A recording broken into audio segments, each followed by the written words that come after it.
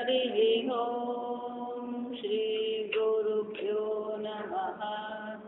हरिः ओम।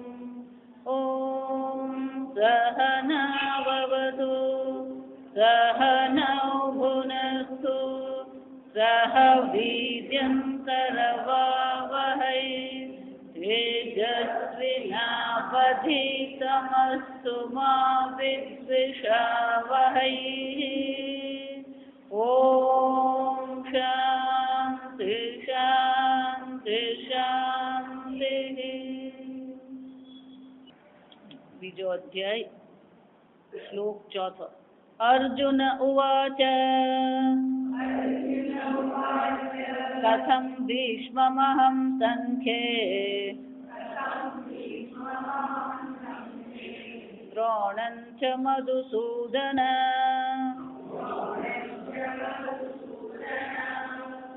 इषुभिः प्रतियोत्स्यामि पूजार्हा वरिसूदन गुरून् हत्वा हि महानुभावान् श्रेयो भोक्तुं वैक्षमपीह लोके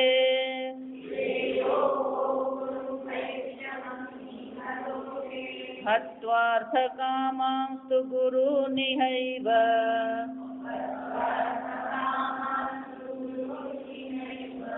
भुञ्जीय भोगान् रुधिरप्रदिग्धान् न चैतद्विद्मः कतरन्नो गरीयः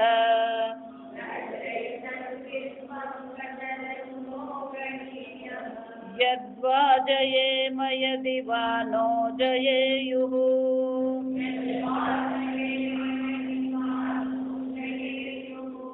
यानेव हत्वा न जिजीविषामः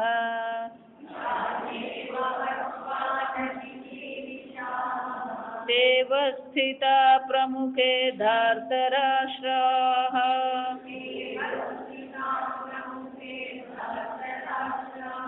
कार्पण्यदोषोपहतः स्वभावः।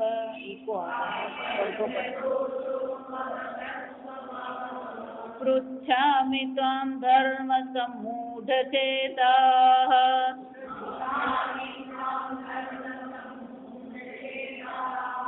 यच्छ्रेयस्यान्निश्चितं ब्रूहि तन्मे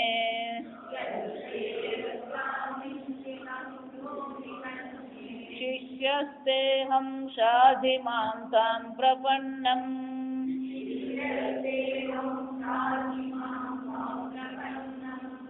न हि प्रपश्यामि ममापनुद्यात् यच्छोकमुच्छोषणमिन्द्रियाणाम्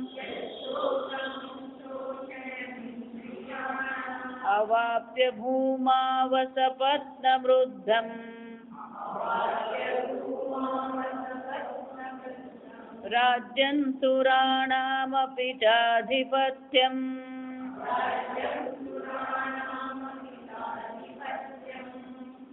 ભગવાને અર્જુનને જે બે શ્લોક કીધા એ સાંભળીને અર્જુનના મનમાં પણ વિચાર ઉઠ્યો કે ભગવાન મને આવું કેમ કહી રહ્યા છે, પણ સાથે સાથે એનું મન હજી સ્વજનમાં રોકાયેલું છે અને એટલા માટે એ ભગવાનને કહી રહ્યો છે કથમ ભીષ્મમહં સંખ્યે દ્રોણં ચ મધુસૂદન।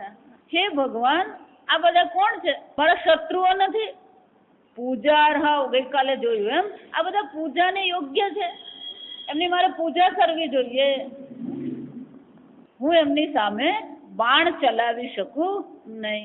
એટલું જ નહીં, ગુરુના હત્વા હિ મહાનુભાવાન। જો અનેક પ્રકારના ગુરુઓ જીવનમાં હોય, સૂચકશ્ચ પ્રેરકશ્ચ। આપણને સૂચન કરનાર પણ આપણો ગુરુ જ છે, આપણને પ્રેરણા આપનાર પણ આપણો ગુરુ જ છે। બોધકશ્ચ બોધ કરનાર પણ ગુરુ છે, શિક્ષક જ આપણને શિક્ષા આપનાર પણ આપણા ગુરુ છે। જો અને એટલે અર્જુન કહે છે ભગવાન સામે સ્વજનો જ નહીં, મારા ગુરુઓ સામે, અને આ ગુરુઓને મારીને મારે કોઈ પ્રકારનો ભોગ કરવો જ નથી. ભલે હું ક્ષત્રિય છું છતાં પણ ભિક્ષા માંગીને પણ હું જીવન જીવવા માંગુ છું. ભૈક્ષમપી લોકે ભોક્તુમ હત્વાર્થ કામાંસ્તુ ગુરુ નિહૈવ. ભગવાન આ ગુરુઓને હું મારીશ, ગુરુઓને માર્યા પછી મને રાજ્ય મળશે. જો આ સમજો, રાજ્યની પ્રાપ્તિ તો થશે ભગવાન, પણ આ રાજ્ય, આ ભોગ જે હશે એ કેવા હશે? રુધિર પ્રદિગ્ધાન. અર્જુન એક કલ્પના કરી રહ્યો છે. જો આ સમજો, અર્જુનની સાથે સાથે આપણે પણ એ કલ્પના કરવી પડે કે ધારો કે અર્જુન પાંડવો યુદ્ધ જીતી ગયા, રાજસભામાં બેઠા છે, પણ એ રાજસભામાં જયારે એ લોકો બેસતા હોય ત્યારે અર્જુન ભગવાનને કહી રહ્યો છે કે આ 3 સ્થાન ખાલી રહેશે, એ સ્થાન પર કોઈ બેસશે નહીં ભગવાન. એક કૃપાચાર્યનું સ્થાન છે, એક દ્રોણાચાર્યનું સ્થાન છે, એક ભીષ્મ પિતામહનું સ્થાન છે. આ 3 સ્થાન પર શું થશે? કોઈ બેસી શકશે? આ 3 સ્થાન ખાલી રહેશે. જા વિચાર, આ ગુરુઓ છે મારા, 3 કોણ છે? મારા ગુરુઓ છે. અને જે રાજ્ય અમને મળી રહ્યું છે એ રાજ્ય કેવું છે? આ ગુરુઓના લોહીથી ખરડાયેલું છે. એટલું જ નહીં, અમે જન્મ્યા ત્યારથી આ 3ની સાથે રહ્યા, 2ની સાથે, કૃપાચાર્ય અને ભીષ્મ પિતામહની સાથે. અમે યુવાન થયા, દ્રોણાચાર્ય અમારા જીવનમાં આવ્યા. આ 3 સાથે જ અમારું જીવન વીત્યું. એટલે રાજમહેલમાં પણ જયારે અમે રહીશું ત્યારે દરેક ક્ષણે અમને કોની યાદ આવવાની? સાથે ભોજન લેતા હતા, એ ભોજન પણ અમને કરવાનું મન થશે ખરું? ભોજન કરવા બેસીએ, ભીષ્મ પિતામહ નથી આવ્યા, એમની અમે રાહ જોતા હતા. હવે જયારે અમે ભોજન કરવા બેસીશું ત્યારે અમે ભોજન કરી શકીશું ખરા ભગવાન? આ ભોગ કરી શકીશું અમે? જો વિચાર, આ ગુરુઓના લોહીથી ખરડાયેલા ભોગ છે, એ ભોગ અમે ક્યારેક લઈ શકીએ જ નહીં. અને એટલા માટે જ આ ગુરુઓને મારવા કરતા તો ગુરુ હત્વાર્થ કામાંસ્તુ ગુરુ નિહૈવ. હત્વાર્થ કામાંસ, અર્થ અને કામ. જો સમજો, આ કોને માટે અમે કરી રહ્યા છે? સંપત્તિ માટે કરી રહ્યા છે, ભોગ માટે કરી રહ્યા છે. પણ આ ભોગ અને સંપત્તિ માટે ભલે અમે આ બધું કરીએ, પણ આ જે પણ ભોગ અમને મળશે એ ભોગ અમે પોતે જ ભોગવી શકીશું. જો આને ધર્મનિષ્ઠ કહેવાય. કોઈને દુઃખ પહોંચાડીને આપણે ભોગ કરીએ, હિંસા પ્રધાન છે. જો આજે આ જ ચાલી રહ્યું છે, આ સમજો. બીજાને કેમ પછાડવો, બીજાને કેમ ઉલ્લુ બનાવવો, અને મને કેમ વધારે પૈસા મળે, હું સારામાં સારો ભોગ કેમ કરું, આજે વિચાર આ જ પ્રકારના ચાલે. અન્યની હિંસાથી જ બધા ભોગ છે. અર્જુન કહી રહ્યો છે એમને, આ કળિયુગમાં પણ શું છે? એ જ હાલત છે. જો અહીંયા આ નાના શહેરો હોય ને એટલે આપણને બહુ ખ્યાલ નહીં આવે. વડોદરા, દિલ્હી તમે જાઓ, એનું આખું એક કોર્પોરેટ વર્લ્ડ કહેવાય. એ કોર્પોરેટમાં કોને કેમ પછાડવું અને ક્યાં શું કરવું, હંમેશા એ જ વિચાર. સ્પર્ધા, સતત સ્પર્ધાત્મક જીવન છે. અને એ સ્પર્ધાત્મક જીવન તમે જુઓ ને તો આપણને એમ થઈ જાય કે આ લોકો ગાંડા કેમ થઈને જ જતા. આપણે તો 5 દિવસ એમાં રહીએ ને તો આપણને શું થવા માંડે? આપણો જીવ અકળાઈ જાય. કેમ? કોઈ કંપની ઉપર આવી રહી છે અને એ કંપની ઉપર કોણ લાવી રહ્યું છે? ખબર પડી પેલો એક એક્ઝિક્યુટિવ એન્જિનિયર છે જે આ બધી મહેનત કરી રહ્યો. જ્યાં ખબર પડી કે પેલો એક્ઝિક્યુટિવ એન્જિનિયર આ કંપનીને ઊંચી લાવે એટલે પેલો બીજી કંપની વાળો શું કરશે? પાછલે બારણે પેલાને કહેશે તને કેટલો પગાર આપે છે? 60,000 આપે, હું તને 75,000 આપું, તું મારી કંપનીમાં આવ. આખો નાખો એક્ઝિક્યુટિવ એન્જિનિયર શું કરી દેવાનું? ઉઠાવી લેવાનું. જો વિચારી, કોઈને કેમ પછાડવું? આને જ કળિયુગ કહેવાય. કલહ ઇતિ કલયુગ. સતત ત્યાં કલહ છે, સ્પર્ધા છે. પણ આપણે ગુજરાતીમાં કહેવત છે, બીજાની લીટી કાપવા કરતા શું કરવું જોઈએ? આપણે આપણી લીટી જ મોટી બનાવીએ. પણ આપણને આપણી લીટી મોટી બનાવવામાં રસ નથી. આપણે તો બીજાને કેમ કાપીએ? બરો કાયપો કરીએ ને પતંગમાં. અર્જુન છે પણ મને એવો ભોગ શું છે? મંજૂર નથી. કેમ? હું ધર્મનિષ્ઠ છું, ક્ષત્રિય છું, હું આ કામ કરી શકું નહીં. એટલે ભગવાન મારે આ કરવું નથી. હું આ કોઈ પણ પ્રકારે આ લોહીથી ખરડાયેલા ભોગ ભોગવવા તૈયાર નથી. ભલે મારે ભિક્ષા માંગીને જીવવું પડે, હું ભિક્ષા માંગવા તૈયાર છું, પણ આવો ભોગ કરવા હું તૈયાર નથી. આમ ધર્મની એ ચર્ચા કરી રહ્યો છે, ગુરુવાદીની હિંસાની ચર્ચા એ કરી રહ્યો છે. પણ ભગવાન એની સામે બરાબર જોઈ રહ્યા છે શું કરી રહ્યા છે, એને બરાબર આપણી ભાષામાં કહે તો ભગવાન એમની નજર છે ને માપી રહ્યા કે શું બોલી રહ્યો. પછી આગળ એ ભગવાન ને શું કહે, 6થા શ્લોકમાં કહે છે, નચ એતદ્ વિદ્મઃ કતરન્નો ગરીયઃ યદ્વા જયેમ યદૈવા ન જયેયુઃ. ભગવાન એ લોકોનો વિજય થશે કે અમારો વિજય થશે, ન વિદુઃ, અમને ખબર જ નથી. એટલું જ નહીં, અમારા માટે શું યોગ્ય છે એ પણ અમને હજી ખબર પડતી નથી. કતરન્નો ગરીયઃ, અમારા માટે શું શ્રેષ્ઠ છે, શું યોગ્ય છે અમને ખબર જ નથી. અમારી પાસે આટલા વિકલ્પો છે. જો વિચારો, અત્યારે અર્જુન પાસે કેટલા વિકલ્પો છે. પહેલું છે ભિક્ષાસન યુદ્ધયોઃ મધ્યે ન અસ્માકં ધર્મપરાણામ ગરીયઃ. અમારા માટે શું છે, આ ભિક્ષા ભોજન કરીએ, યુદ્ધ કરવા કરતા ભિક્ષાનું ભોજન અમે ગ્રહણ કરીએ, આ એક વિકલ્પ છે અમારી પાસે. બીજો વિકલ્પ કયો છે, ગુરુ હિંસાદિ દુષ્કૃત્યાદિ દોષ શૂન્યત્વાદ કિમ ભૈક્ષાસનમ શ્રેષ્ઠમ. કે ગુરુ આદિની હિંસા કરવી નહીં પડે એટલે ભિક્ષાસન જ મને તો શું લાગે છે, શ્રેષ્ઠ લાગે છે. અથવા તો સ્વધર્માત યુદ્ધમેવ શ્રેષ્ઠમ આહોસ્મિ. અથવા તો પછી શું કરીએ, આ ક્ષત્રિય ધર્મ છે, સ્વધર્મ એટલે કયો ધર્મ છે, ક્ષત્રિય ધર્મ. ભગવાન મારો ક્ષત્રિય ધર્મ છે અને ક્ષત્રિય ધર્મ પ્રમાણે મારે યુદ્ધ કરવું જોઈએ, તો હું યુદ્ધ કરું. જો વિચાર, તો ક્યાં તો હું યુદ્ધ કરું, ક્યાં તો પછી હું શું કરું, આ ભિક્ષાસન કરું. ભગવાન આ મારા માટે કયું શું સારું છે મને ખબર છે. ભગવાન જો વિચાર, ન વિદ્મઃ ન વિજાનીમઃ, ભગવાન અમને ખબર જ નથી. ત્રીજું, આ રાજ્યનું જે સુખ અમને મળશે, જયેયુઃ જયેમઃ, અમારો વિજય થશે, જયેયુઃ એમનો વિજય થશે. અને આ રાજ્યના જે સુખ મળશે અમને, ધારો કે યુદ્ધ કર્યું, યુદ્ધમાં જીતી ગયા, તો ત્રીજો વિકલ્પ અમારી પાસે કયો રહેશે કે યુદ્ધમાં વિજય મેળવ્યો, અમને રાજ્યનું સુખ મળશે.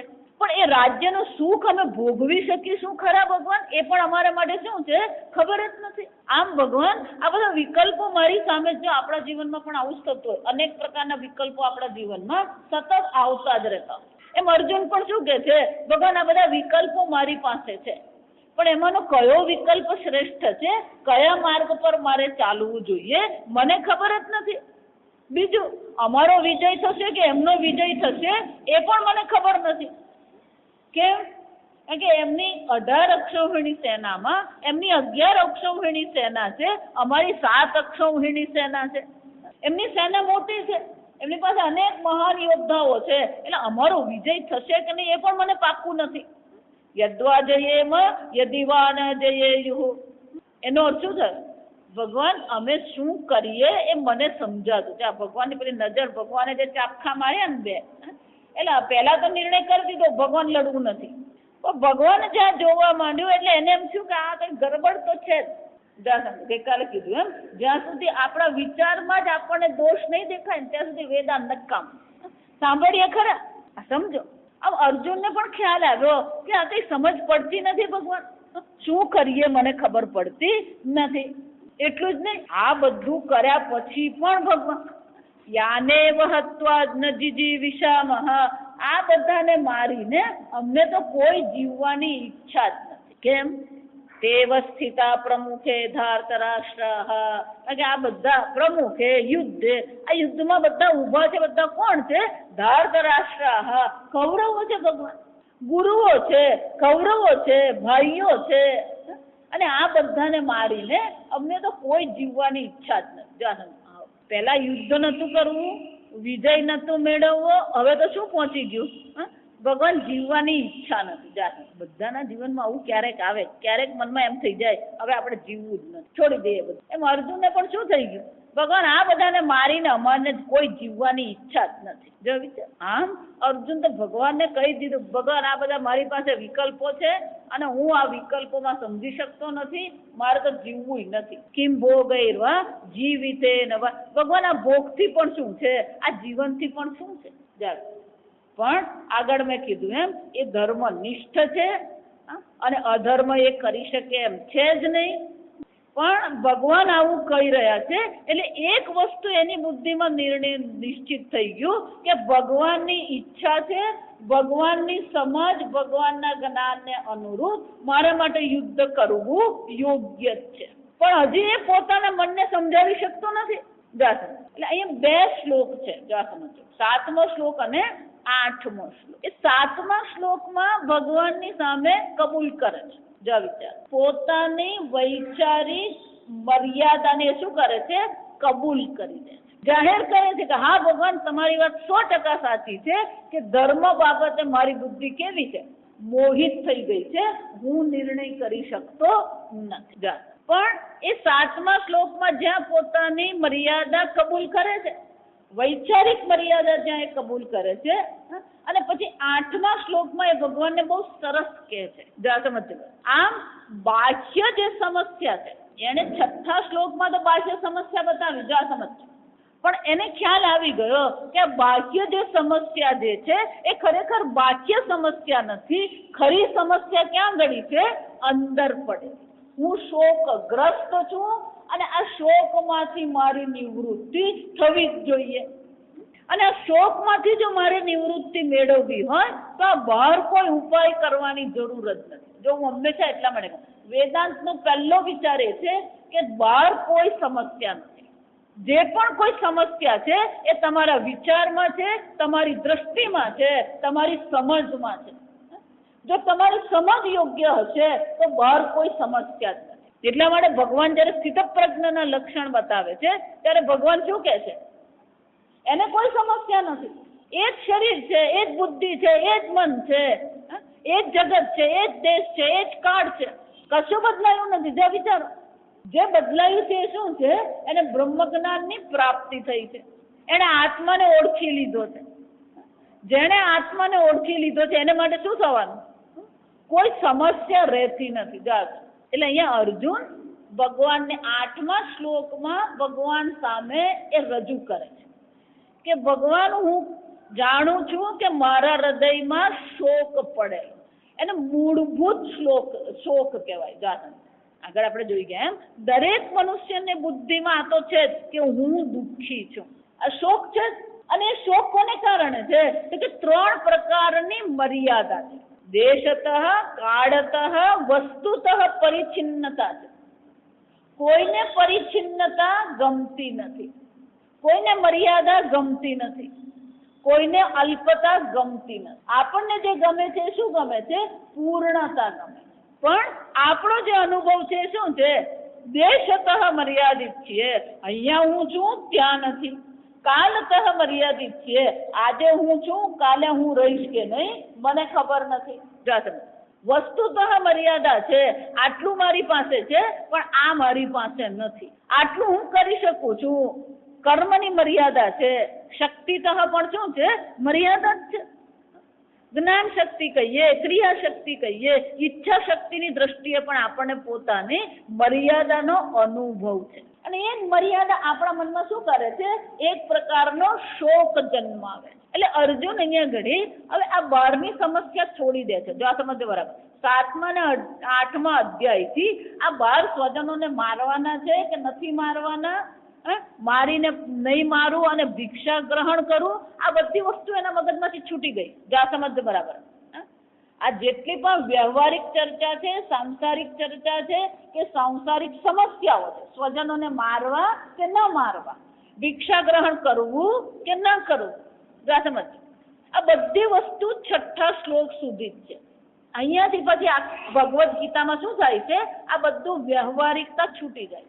અર્જુન પણ આ બધું છોડી દે છે કે એને પણ ખ્યાલ આવી ગયો કે બહાર સમસ્યાનો ઉકેલ લાવવા કરતા પહેલા આંતરિક સમસ્યાનો હું ઉકેલ લાવી દઉં.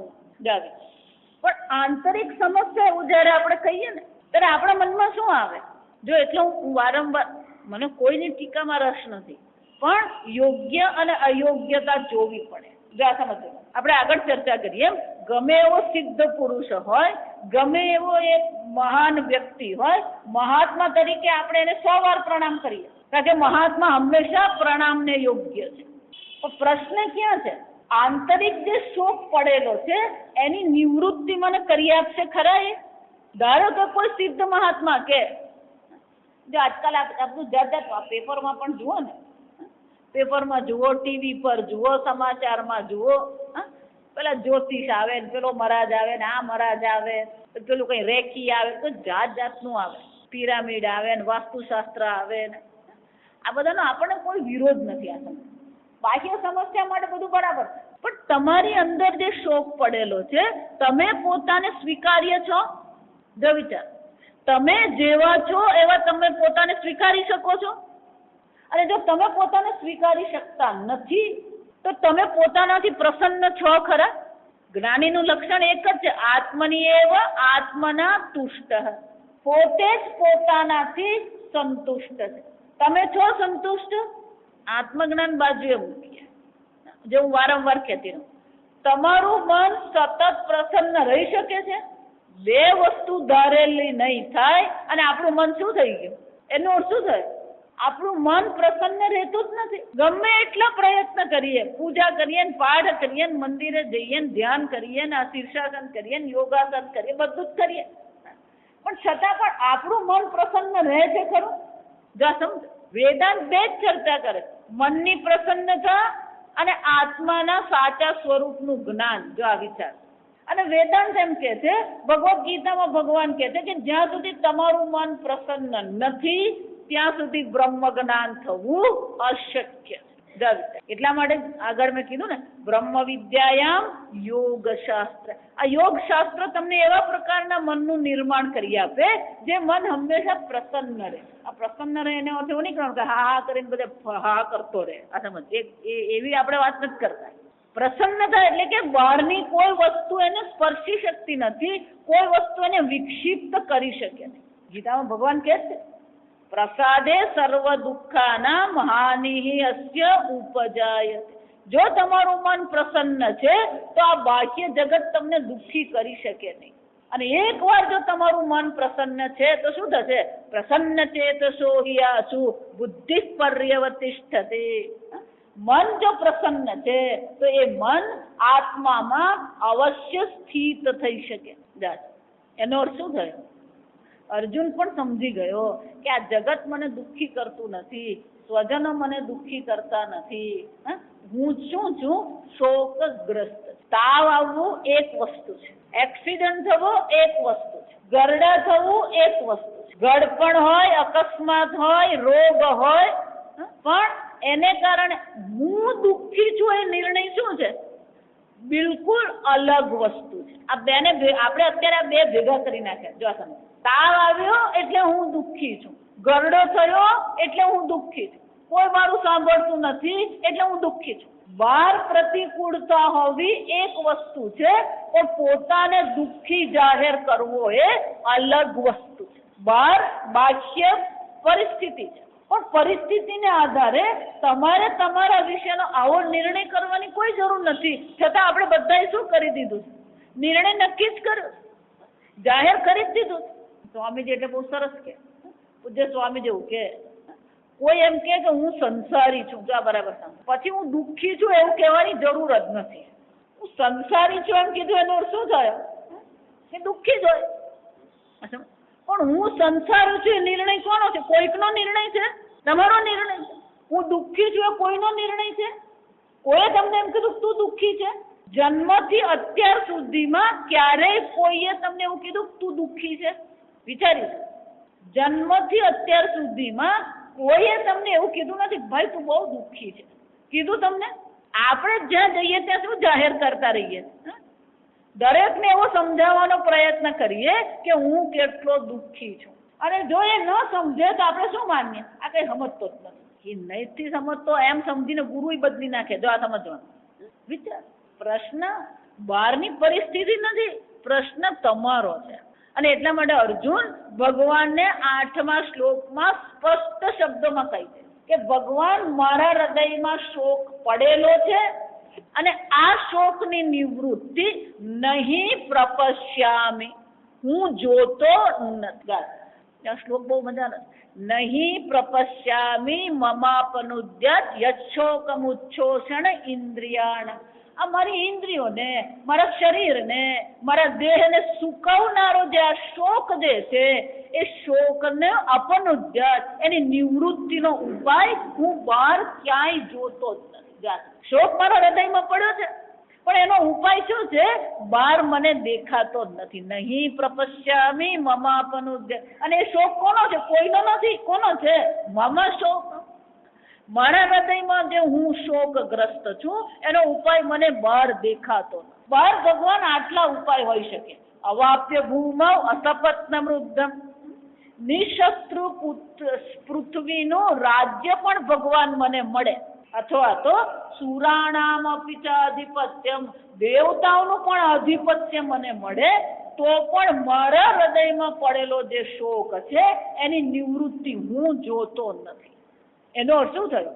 શોકની નિવૃત્તિનો ઉપાય બહાર નથી એ અર્જુનને ખબર પડી ગઈ. અને એટલે એણે શું જાહેર કર્યું કે ભગવાન મારા હૃદયમાં શોક પડેલો છે, એ શોકને નિવૃત્તિ મારે કરવી છે.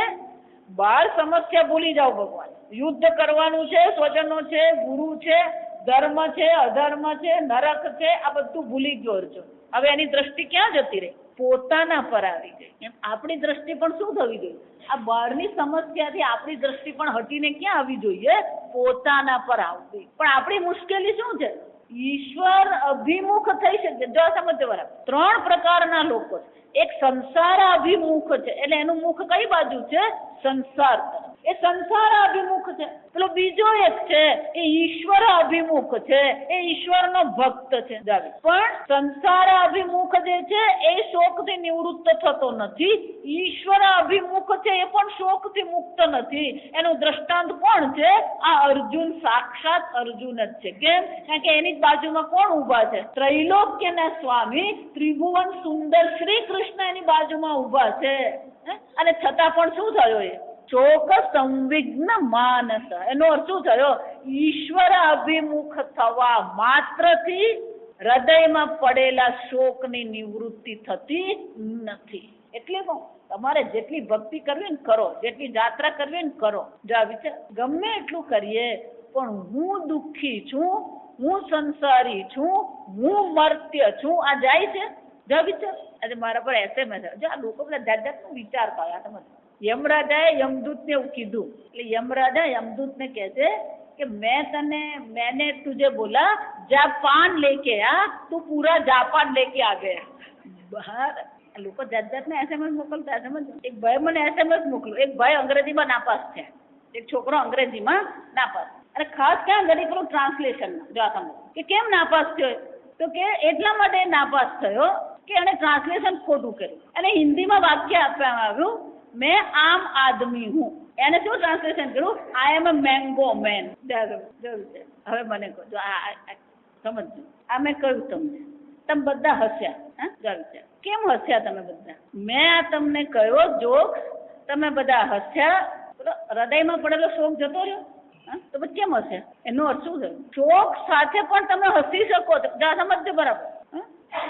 એ શું પુરવાર કરે? એક કીડી દોડતી હતી. એક કીડી દોડતી, એટલે બીજી કીડી એને પૂછ્યું કે કેમ આટલું જલ્દી જલ્દી ક્યાં દોડતી જાય? તું મને અટકાવ નહીં કે અત્યારે મારે બહુ જલ્દીમાં છું. એટલે બીજી કીડી એની ભેગી જ એની ગતિથી શું છે? ભેગી દોડવા માંડી. એટલે બે ભેગા થઈ ગયા, સાથે દોડવા માંડી. એટલે હવે બોલ કે તું કેમ જાય છે? આટલી બધી ઉતાવળમાં ક્યાં જાય? એટલે મને ખબર પડી હાથીને એક્સિડન્ટ થયો એટલે બ્લડ ડોનેશન આપવા જાઉં. મને કહો કેમ હસ્યા તમે? ખુશ થયા કે નહીં તમે? પ્રસન્ન થયા કે નહીં તમે? તમારું દુઃખ જતું રહ્યું? મૃત્યુ ગયું? ગડપણ ગયું? આ છોકરો માનતો નથી ગયું? છોકરો ભણતો નથી ગયું? આ બાપા આખો દાડો કચકચ કરે ગયું? બધા શોક, બધી સમસ્યા સાથે પણ તમે હસી શકો છો. એ શું બતાવે? You have a window under. તમે પ્રસન્ન થઈ શકો છો. એમાં બે મત નથી. આ સમજ. પણ એ કોના હાથમાં છે? એમ માનતા નહીં બધા હશે. કોઈક એવા હોય એવા, એને નંગ કહેવાય. ગમે એવા જોશ કે પેલો હશે જ નહીં. ક્યારેક બિચારાને સમજ નહીં પડી હોય. જો સમજ એમ ક્યારેક બિચારાને પછીથી ખબર પડે, એટલે પછીથી હશે. કોઈ સમજીને નહીં હશે, કોઈ પછી સમજીને હશે. જો સ્વામીજી સાથે એવું થયું. એકવાર સ્વામીજી જોક કીધું ને પછી પેલો હસ્યો જ નહીં. એટલે સ્વામીજી જોયું કે આ હસ્યો નથી. બીજે દિવસે સ્વામીજી પાસે આવે. સ્વામીજી પેલો તમે કાલે જોક્સ કીધો હતો ને, એ મને કઈ સમજાયો નથી. પછી હું નાતો હતો ને ત્યારે મને સમજાઈ ગયો. એનો અર્થ શું છે? જો સાંભળજો મારો પ્રશ્ન. તમને દુઃખી થવાનું ગમે છે કે પ્રસન્ન થવાનું ગમે છે? શું ગમે છે આપણને? દુઃખી થવાનું ગમે, પણ છતાં પણ આપણે શું કરતા રહીએ? દુઃખી રહીએ જ છે. અને બીજાની સામે જે ચર્ચા કરીએ એ પણ કઈ કરીએ છે? દુઃખની જ કરીએ. વિચારે જગત સમસ્યા નથી, હું દુઃખી છું એ જે તમારા વિશેનો જે અભિપ્રાય છે ને એ સમસ્યા. અને એટલા માટે અર્જુને ભગવાને કેવું પડ્યું કે બહાર ગમે એટલું મને મળે, ભલે ને હું દેવતાઓનો પણ રાજા બની જાઉં, દેવતાઓનું આધિપત્ય પણ મળે, પણ મારા હૃદયમાં પડેલો જે શોક છે એ શોકની નિવૃત્તિનો ઉપાય આ બહારના જગતમાં હું જોતો નથી. આને પહેલો સાક્ષાત્કાર કહેવાય. એને શું કહેવાય? આ પહેલો સાક્ષાત્કાર, પહેલી આ સમજ આપણા મનમાં આવવી જોઈએ કે જગત સમસ્યા નથી, હું દુઃખી છું એ જે નિર્ણય છે, તમારો બધાનો આ જ નિર્ણય છે, હું દુઃખી છું. અને બધાને જ એવું લાગે છે કે મારા જેવો દુઃખી બીજો કોઈ નહીં. જો બહુ વર્ષો પહેલા આ બીજી વાર ગીતા ચાલે છે વલસાડમાં, સમજવું. ભગવદ્ ગીતા શું છે, આ બીજી વાર શરૂ થઈ. પહેલી વાર જયારે શરૂ થઈ ને ત્યારે આ ચર્ચા ચાલતી હતી. અને ભગવાન પણ અર્જુનને આ જ કહેતા રહેવાના છે, નત્વમ શોચિતુમ અર્હસી, અર્જુન શોક કરવો તારા માટે યોગ્ય નથી. એટલે ચર્ચા ચાલતી ને એક ભાઈ આવતા હતા પ્રવચન. એક દિવસ પ્રવચનમાં બધા પૂરું થયું ને પછી બધા પ્રણામ કરવા આવે પછી નીકળી જતા હોય. પેલા ભાઈ મારી પાસે આવીને કે માતાજી તમે આ શોકની વાત કરો છો ને, પણ મને તો કોઈ શોક છે જ નહીં, હું તો બહુ આરામથી રહું છું. બે શક્યતા, ક્યાં તો એ જ્ઞાની છે એટલે એ શોકગ્રસ્ત નથી, અથવા તો એટલો મૂઢ છે કે એને ખબર જ નથી કે એ શોકગ્રસ્ત છે. સમજ, હકીકત શું, મજાક નથી કરતી. ક્યાં તો એ જ્ઞાની છે એટલે શોક ને કોઈ સમસ્યા નથી. કેમ? આત્મવિદ તરતથી શોક, અથવા તો એને ખબર જ નથી શોક કોને કહેવાય, સમસ્યા કોને કહેવાય. જો વિચાર, બે જ શક્યતા છે. કોઈ પણ વ્યક્તિ ક્યારે એવું કહી શકે જ નહીં કે હું પોતાને દુઃખી માનતો નથી. કહી શકે? આ વાક્ય બરાબર ના બોલ, હું દુઃખી નથી એવું કોઈ કહી શકે? એટલે અર્જુન શું કહે છે? ભગવાન હું દુઃખી છું, હું શોકગ્રસ્ત છું, પણ મારા શોકની જે નિવૃત્તિ છે શું છે? નહીં પ્રપશ્યા, આ જગતમાં હું જોતો. અને પહેલું રેવેલેશન કહેવાય, અને પહેલો સાક્ષાત્કાર. પણ જ્યારે આ પ્રકારની બુદ્ધિમાં સમજ આવે ત્યારે મનુષ્ય શું કરવું જોઈએ? આગળ આપણે જોઈ ગયા, પરીક્ષલોકાન કર્મચિતાન બ્રાહ્મણ નિર્વેદમાય. પહેલું તો આ જગત પ્રત્યે એના મનમાં વૈરાગ્ય કેળવાય. કેમ? આ જગત મને કોઈ પ્રકારે સુખી કરી શકે એમ છે. એનો અર્થ શું થયો? આ જગત પ્રત્યેથી સુખની અપેક્ષાનો શું કરવાનો છે? ત્યાગ કરો. કપડાં પહેરે એટલે કોઈ વૈરાગ્ય, સમજો, કપડાં પહેરવાથી કોઈ વૈરાગ્યવાન બનતું નથી ને ચાંદન તિલક કરવાથી કોઈ બનતું નથી. આ સમજ, વૈરાગ્ય એને કહેવાય કે મારા હૃદયમાં પડેલા શોકનો ઉપાય આ જગતમાં નથી, આ જગત મને સુખી કરી શકે એમ નથી. એ પ્રકારનો જે નિર્ણય છે એ નિર્ણયને શું કહેવામાં આવે? વૈરાગ્ય કહેવાય. પણ આપણા મનમાં, ભજગોવિંદમાં જોઈ છે છતાં આપણા મનમાં તો શું છે? તદપિ ન મુંચતી આશા. છતાંય હજી આપણા મનમાં ક્યાંક ક્યાંક ખૂણામાં એવી આશા છે. કઈ આશા છે? એક દિવસ આ જગતમાં હું સુખી થઈશ. શરીર ગરડું થઈ ગયું છે. જો અનેક સ્થાન પર ભજગોવિંદમાં શંકરાચાર્યજી કહે છે કે આ બધું સાંભળ્યા પછી પણ, આ બધા અનુભવમાં પસાર થયા પછી પણ આ મનમાંથી સુખની આશા, જગત પ્રત્યેથી સુખની આશા જતી જ નથી. આ જગત મને સુખી કરી શકે એમ નથી. એ નિર્ણયને શું કહેવામાં આવે? વૈરાગ્ય કહેવામાં. સુખની કોઈ અપેક્ષાની જરૂર જ નથી. પણ એકવાર જેના મનમાં વૈરાગ્ય આવ્યો, નિર્વેદમ આયાત, વૈરાગ્ય થયો, એને શું કરવું જોઈએ? ઋષિકેશ જવું જોઈએ. જા સમજ, ધારો કે ઋષિકેશ ગયો, આ તો મારી આવવાનો બહુ વાંધો નથી, કેટલા દિવસ ઋષિકેશ રહીશું? જા વિચાર. અને ધારો કે ઋષિકેશ ગયા, ત્યાં બધું શું છે? વાહવાત છે. ત્યાં અહીંયા 5 નો સંસાર છે, ત્યાં શું છે? 500 નો સંસાર છે. આ સમજ. કોઈ પણ મનુષ્ય આશ્રમમાં જાય ને 2 દિવસ જ ડાયો રહે. આ સમજ, હું વારંવાર આ કહેતી રહું. ત્રીજે દિવસે શરૂ થઈ જ જાય. ક્યાંથી આવ્યા? તારે હું પંચાયત. કેટલા છોકરાઓ? કેમ તું નોકરીએ રાખવાનું? શું કરતા હતા? રિટાયર થઈ ગયા. હવે સ્ટાન્ડર્ડ ક્વેશ્ચન. આ સમજ. આશ્રમમાં જઈને પાછું શું શરૂ કરીએ? એ ઈશ્વર ચિંતન, આત્મચિંતન. કઈ નહીં મળે. હકીકત કહું છું, ફરી આવજો આશ્રમમાં, જોઈ આવજો. જેટલા જઈ આવ્યા ને બધાને ખબર છે. એનો અર્થ શું છે? અર્જુન કે છે કોઈ પણ દેશ હોય, કોઈ પણ કાળ હોય, આ પૃથ્વીનું પણ રાજ્ય મળે, સ્વર્ગમાં પણ હું ભગવાન જાઉં, પણ શું છે? કોઈ પણ દેશ, કોઈ પણ કાળમાં કે કોઈ પણ પદવી મને મળે, પણ મારા હૃદયમાં રહેલો જે શોક છે એ શું છે? નહીં દૂર થાય. જો એટલે તો આપણે હંમેશા એવું માનીએ છીએ કે દેશ અને કાળને આપણે બદલીએ એટલે શું થવાનું? સુખી થઈ જઈશું. કેટલી વાર દેશ અને કાળ બદલ્યો? જેટલી વાર નવો જન્મ થાય એટલી વાર શું થાય છે? જેટલી વાર તમારો નવો જન્મ થયો એટલી વાર નવો દેશ અને નવો કાળ જ છે. અને અત્યાર સુધીમાં કઈ કેટલી વાર જન્મ, પુનરપી જનનમ પુનરપી મરણ, કેટલી વાર કઈ જન્મ મરણ કરીને આવે તો હજી અત્યારે હાલત તો શું છે? ખોટા સિક્કા જેવી જ છે. સમજો. અને એટલા માટે શાસ્ત્ર પણ કહે છે અને અહીંયા અર્જુન પણ આપણને એક માર્ગદર્શન કરે છે.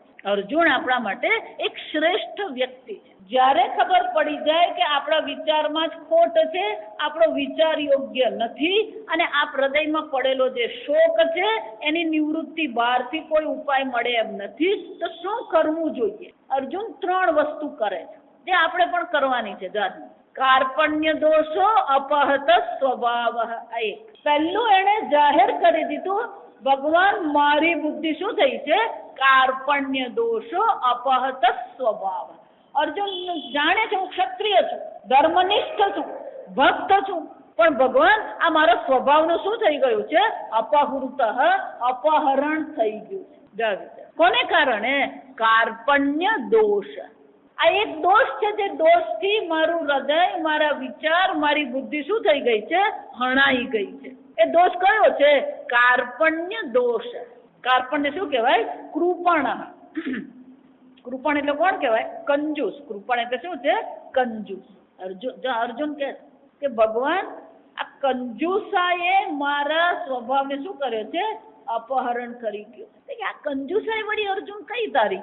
કૃપણતાની વ્યાખ્યા બૃહદારણ્યક ઉપનિષદમાં મૈત્રેય અને યાજ્ઞવલ્કની જે ચર્ચા છે ત્યાં યાજ્ઞવલ્ક સ્વયં કહે છે, એતદ એવ અક્ષરમ અવિદિત્વા યસ્માદ લોકાત પ્રૈતિ સકૃપણ. આ જગતમાં કંજૂસ કોણ છે? આ મનુષ્ય શરીર મળ્યા પછી, મનુષ્ય શરીરમાં આવ્યા પછી, એતદ અક્ષરમ, આ અક્ષર પરમાત્મા આત્મા જે છે એને જાણ્યા વિના જે પ્રયાણ કરે છે એ કોણ છે? કૃપણ છે. એનો અર્થ શું થયો? મનુષ્ય જન્મનું પ્રયોજન એક જ છે અને કયું છે? આત્મજ્ઞાન છે. આત્મજ્ઞાન મેળ્યા વગર આ શરીર છોડીને અહીંયાથી જો ગયા તો યાજ્ઞવલ્ક મુનિ કે છે એ કોણ છે? કૃપણ છે. જો માતાજી આત્મજ્ઞાનની તમે વાત કરી, બહુ મોટી વાત કરીને બિલકુલ નહીં. જો આ સમજ, આત્મજ્ઞાન અઘરું નથી. આ સમજ જો વિચાર. ધારો કે હું તમને એમ કહું આ કેસરી ગુલાબ છે, એને જાણવામાં કેટલી વાર લાગી તમને? આ તો માતાજી એ તો અમને ખબર હતી, જાણવાનું ક્યાં છે? આ ફૂલનું નામ, આ ફૂલ છે, આ સમજ. અને કાગળનું નથી. આ શું છે? કુદરતી ફૂલ છે. આને શું કહેવાય? આને ક્રેબ લીલી કહેવાય. આને શું કહેવાય? ક્રેબ લીલી. ક્રેબ એટલે આપણો પેલો શું કહે તમે? કરચલો. કેમ કે જો એને આનો આકાર છે ને પેલો કરચલાના પેલા ડંખ જેવો, એટલે એનું નામ શું પાડી દીધું? ક્રેબ લીલી. આ ક્રેબ લીલી છે એમ મેં તમને કીધું. એ જ્ઞાન થતા કેટલી વાર લાગી તમને? વાર લાગી? સમજો, જ્ઞાન તત્કાળ હોય. જ્ઞાન કેવું હોય? તત્કાળ. પણ આ જ્ઞાન ક્યારે થાય?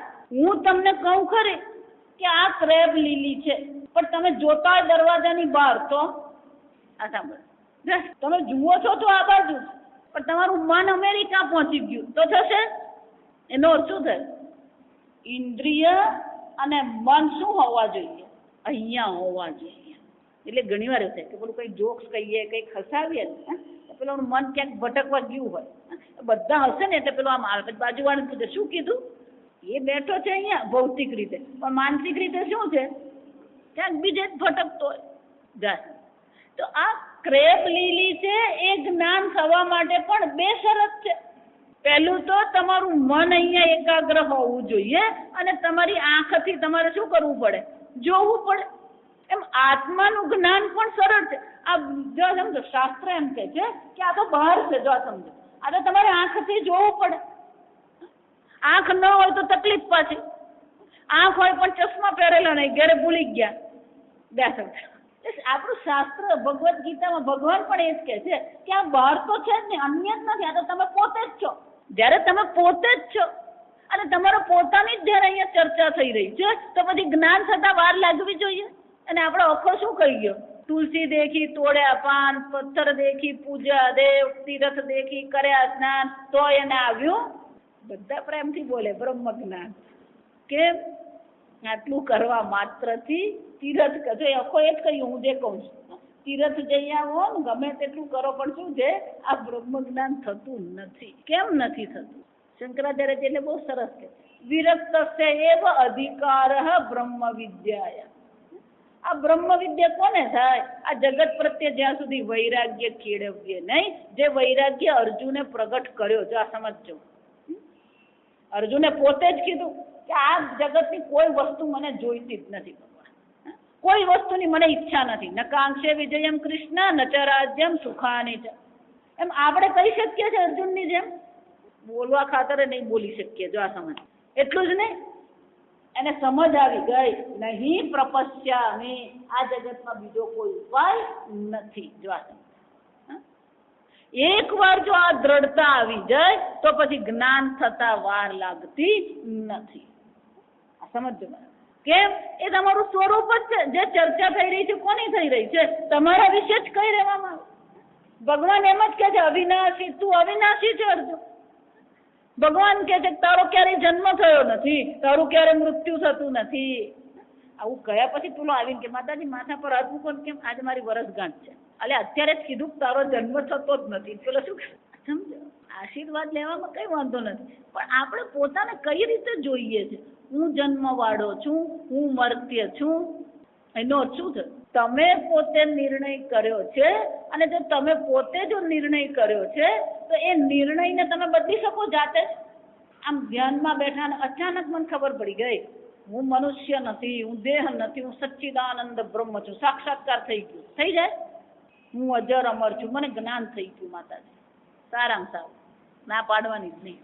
એટલે અભિપ્રાય ભગવાનનો નથી, અભિપ્રાય શાસ્ત્રનો નથી, અભિપ્રાય ગુરુનો નથી, અભિપ્રાય તમારો પોતાનો છે. હું દુઃખી છું, અને અચાનક એ ઉડી જશે. જો વિચાર. એટલે અર્જુન શું કહે? ભગવાન મારી બુદ્ધિમાં કૃપણતા છે, હું કબૂલ કરું. એટલું જ નહીં, મેં તમારી સામે ધર્મ માટે ઘણી બધી દલીલ કરી ભગવાન, પણ હવે મને ખબર પડી. તો આમ ભગવાન મને હવે ખબર પડી ગઈ ધર્મ સમૂઢ ચેતા. હા, આ બીજું જો પહેલી વસ્તુ મારામાં કૃપણતા છે એ મને ખબર પડી. બીજી વસ્તુ શું ખબર પડી? ધર્મ સમૂઢ ચેતા. હા, મારી બુદ્ધિ ધર્મ બાબતે કેવી થઈ ગઈ છે? મોહિત થઈ ગઈ છે. અત્યાર સુધી દલીલ કરતો રહ્યો, પણ હવે ભગવાનને શું કબૂલ કરે છે? કાન પકડીને કહે છે કે ધર્મ બાબતે પણ મારી બુદ્ધિ કેવી છે? મોહિત થઈ ગઈ છે. તો હવે શું કરવા? તો આમ પૃચ્છામિ, હું તમને પૂછું છું. બહુ સીધી ભાષામાં કહું ને તો જ્યારે આપણી બુદ્ધિ ધર્મ બાબતે મોહિત હોય, જ્યારે આપણામાં આ પ્રકારની કૃપણતા પડેલી છે, જ્યારે આપણે શોકગ્રસ્ત છીએ, તો પછી શું કરવું પડે? બહારથી મદદ લેવી પડે. પણ આ પરિસ્થિતિમાં કોણ મદદ કરી શકે આપણને? આ ભાઈ હરખા આપણે બે આપણી હાલત જો સમજ, તું દુઃખી અને હું દુઃખી, સહિયારા. શું કહેવાય? જસ. એનો અર્થ શું થાય? બુદ્ધિ જો ધર્મથી મોહિત, ધર્મ બાબતે મોહિત છે, બુદ્ધિમાં જો આ કૃપણતા પડેલી છે, એટલે હું હંમેશા કહું આપણને એ બુદ્ધિની જરૂર છે જે બુદ્ધિમાં ધર્મ બાબતે મોહ રહ્યો નથી, જે બુદ્ધિમાં કૃપણતા રહી નથી. જો હજી સુધી મેં એક શબ્દ વાપર્યો નથી, આ સમજો. તમને એવું લાગતું કે માતાજી એમ પ્રવચન કરે, એમ નહીં. હું બધા શબ્દ તોલી તોલીને બોલું છું. આ સમજ. આ બધું કોને કારણે છે? હું શોકગ્રસ્ત છું, કોને કારણે? એક જ પ્રશ્ન છે, એક જ સમસ્યા છે. તમે તમારા આત્માનું, તમારા પોતાનું સાચું સ્વરૂપ જાણતા નથી. એને શાસ્ત્રમાં શું કહેવાય? અજ્ઞાન કહેવામાં. સમસ્યા શું છે? તમે શોકગ્રસ્ત છો અને છતાં તમે હસી શકો છો, તમે પ્રસન્ન થઈ શકો છો, અને તમે છતાં પણ પોતાને શું માનો? નિયમ સીધો છે. કે એકવાર જો થઈ શકે એનો અર્થ શું થાય? વિજ્ઞાનમાં નિયમ છે કે જો એકવાર થઈ શકે તો એ શું થવું જોઈએ? બીજી વાર થઈ શકે. તમે હસી શકો છો એ પુરવાર કરે છે કે પ્રસન્નતા એ તમારો સ્વભાવ હોવો જોઈએ. બે જ તર્ક જોવા. બીજું, તમને પ્રસન્નતા ગમે છે, હસવું ગમે છે, હું દુઃખી છું એ ગમે છે, તો એનો અર્થ શું થશે? તમે પોતાના સાચા સ્વરૂપને ઓળખતા નથી. અને શાસ્ત્રમાં શું કહેવાય? અજ્ઞાન કહેવાય. બુદ્ધિમાં શું છે? આત્માનું અજ્ઞાન પડેલું. અને જ્યાં સુધી અજ્ઞાનની નિવૃત્તિ થાય નહીં ત્યાં સુધી શું થવાનું? આ સમસ્યાનો હલ મળશે? ગીતામાં ભગવાન એ જ કહે છે, અજ્ઞાનેન આવૃતમ જ્ઞાન. તો હવે આપણને કઈ બુદ્ધિની જરૂર પડે? જે બુદ્ધિમાં અજ્ઞાન રહ્યું નથી. જો આ સમજો, હું હજી પેલો શબ્દ વાપરવા માટે વિચારું છું, વાપરું કે નહીં વાપરું, આ સમજ. આપણને એવી બુદ્ધિની જરૂર છે જે બુદ્ધિમાં ધર્મ માટે મોહ રહ્યો નથી, જે બુદ્ધિમાં આત્મા વિશેનું અજ્ઞાન રહ્યું નથી. કેમ? એ જ આપણને મદદ કરી શકે. એનો અર્થ શું થયો? અને એ બુદ્ધિમાં પણ અજ્ઞાનની નિવૃત્તિ કોને કારણે થઈ? જાતે જાતે થઈ? એને પણ બીજી બુદ્ધિનો આશરો લીધો જે બુદ્ધિમાં અજ્ઞાન નતું. એ બુદ્ધિએ પણ કોનો આશરો લીધો? ત્વામ પૃચ્છામિ, ભગવાન હું તમને પ્રશ્ન પૂછું. એ જ રીતે આપણે પણ આપણી સમસ્યા હલ કરવી હોય તો એવી બુદ્ધિ પાસે જવું પડે જ્યાં અવિદ્યા નામની સમસ્યા રહી નથી. અને જ્યાં અવિદ્યાની સમસ્યા રહી નથી એને શાસ્ત્રમાં ગુરુ કહેવાય. જા સમજ. ગુરુ કોને કહેવાય? ગુકારઃ અંધકારઃ રૂકારસ્તન નિવર્તકઃ અંધકાર નિવર્તકત્વાત ગુરુ ઇતિ અભિધીયતે. ગુરુ કોને કહેવાય? તમારી બુદ્ધિમાં જે અજ્ઞાન રૂપી અંધકાર પડેલો છે એ અજ્ઞાન રૂપી અંધકારની જે નિવૃત્તિ કરે એને શું કહેવાય? ગુરુ કહેવાય. શાસ્ત્રમાં એને આચાર્ય કહેવાય. ગુરુ પણ નહીં. શું કહેવાય? આચાર્ય. ભગવાન કોણ છે? ગીતાચાર્ય. શ્રી કૃષ્ણ ભગવાન કોણ છે? ગીતાચાર્ય. કૃષ્ણમ વંદે જગદગુરુ. આમ અર્જુને જોયું કે બીજે ક્યાંય જવાની જરૂર જ નથી. શું કરવાનું છે? ત્વામ પૃચ્છામિ, ભગવાન તમે જ સામે ઊભા છો, બીજે ક્યાંય મારે જવાની જરૂર નથી, તમને જ પૂછું છું. એટલે ભગવાન કહી શકે, જો 5 મિનિટ વધારે, ભગવાન કહી શકે કે આ આપણો સોદો નતો. આપણો સોદો તો શું હતો? મારે દ્વારકાથી અહીંયા આવવાનું, અહીંયા નિહત્થા રહેવાનું, અને તે વિનંતી કરી કે મારા સારથી બનો, એટલે હું તારો સારથી બની ગયો. આ પૃચ્છામી વચ્ચે ક્યાંથી આવી ગઈ? અને અર્જુન શું પૂછી રહ્યો? યત શ્રેયસામ નિશ્ચિતમ બ્રૂહિ તન્મે. જે મારું કલ્યાણ કરનાર છે, જે મારા શોકની નિવૃત્તિ કરનાર છે, એ ઉપદેશ તમે મને કરો.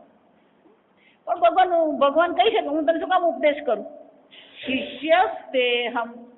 હવે હું અત્યાર સુધી ભક્ત હતો, મિત્ર હતો, હવે હું શું બનું છું? શિષ્યસ્તેહમ. હું તમારો શિષ્ય. આ તો ઘણા ચેલા બનતા જો આ તું શિષ્ય બની ગયો, બરાબર, સારું, ચાલ હવે ઉભો થાને લડ. સાધી મામ, મને શું કરો? ઉપદેશ કરો. ગાવી પણ હું તને ઉપદેશ શું કામ કરું? ત્વામ પ્રપન્નમ.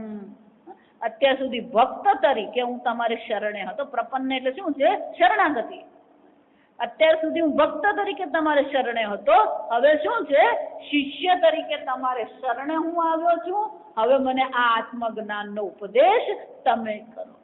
શિષ્યસ્તેહમ શાધિમામ ત્વામ કાર્પણ્ય દોષો અપહત સ્વભાવઃ પૃચ્છામિ ત્વામ ધર્મ સમૂઢ ચેતા યત શ્રેયસામ નિશ્ચિતમ બ્રૂહિ તન્મે શિષ્યસ્તેહમ શાધિમામ ત્વામ પ્રજાય. આમ અર્જુને જ્યારે શિષ્ય તરીકેની શરણાગતિ સ્વીકારી લીધી, હવે ભગવાનના હાથમાં છે. જો આ સમજો. પણ ભગવાને પણ શું કર્યું? જો આ સમજો, 7 ને 8 શ્લોક છે, પણ પ્રશ્નથી ક્યારેય પ્રવચન પૂરા નહીં થાય. પછી એ જિંદગી પર પ્રશ્ન જ રહે. ટૂંકમાં જોઈ લઈએ. ભગવાન એને ઉત્તર આપે છે. એને પૂછ્યું, શ્રી ભગવાન ઉવાચ અશોચ્યાનન્વ શોચસ્થ. અર્જુન, આ જગતમાં શોકનું કોઈ કારણ છે જ નહીં. 11મો શ્લોક જાણો. કેમ? તારો નિર્ણય છે કે તું શોકગ્રસ્ત છે, પણ આત્મા શોકગ્રસ્ત છે જ નહીં. ગતાસૂન ગતાસુંશ્ચ નાનુશોચંતિ પંડિતા. ભગવાન કહે છે અર્જુન અર્જુન કહે છે કે શોકની નિવૃત્તિ માટેનો ઉપાય બતાવો. હું દુઃખી છું, હવે મારે દુઃખમાંથી છૂટવું છે. અને ભગવાન શું ઉપાય આપે? અર્જુન, દુઃખ નામની વસ્તુ છે જ નહીં. ગા વિચાર, આને વેદાંત કહેવાય. તું દુઃખી છે અને હું તને ઉપાય આપું ને, એ વેદાંત નથી. આ સમજ. ભગવાન શું કહે?